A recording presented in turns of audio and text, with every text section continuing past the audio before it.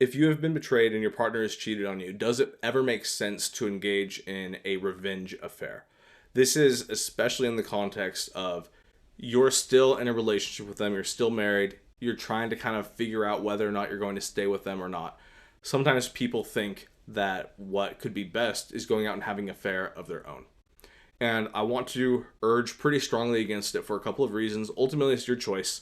There is nothing that's like intrinsically awful about choosing to do it. But I just think that based on the goals that you most likely have, it's a very poor tool to help you get those results.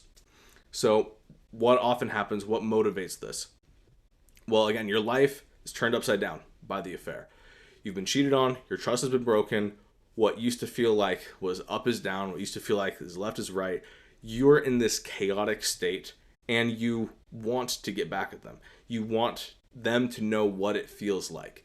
There's a part of you that might even think, okay, you're never going to be able to work with me to fix this relationship until you know some of the pain that you've inflicted. But here's the thing, it's impossible for them to feel the exact same thing that they put you through because the relationship's already broken.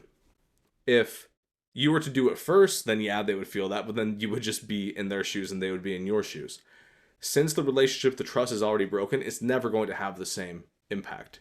And also, if you are trying to save the relationship to some extent, this is just going to give them more excuses to prolong the recovery because now it's going to be two people who have both been betrayed and who have betrayed someone else. And there's just a lot more emotional baggage to unpack with that. If you want them to understand what you went through, talk to them, explain it, like put it into words.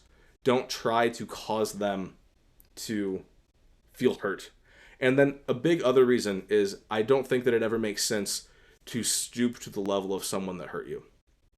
The best revenge is being a better person. The best revenge is a life well lived. You don't want to have that in the back of your mind or somewhere in your soul, knowing that you allowed them to not only hurt you, but then to make you into someone that could hurt someone the same way they did. You don't want that on your conscience. Live according to your values, not in a reflection of what they did to you. That's my advice. Some of you might not agree. Some of you might not like it. This isn't like gospel truth. It's just from what I've seen, I have not yet met one person who really was happy that they chose to do it. Some of them are neutral at best, but I've never met someone that said, oh yeah, I had a huge improvement in my life or my relationship with this person or with future relationships because I did that. At best, it's neutral. At worst, it just makes everything more complicated.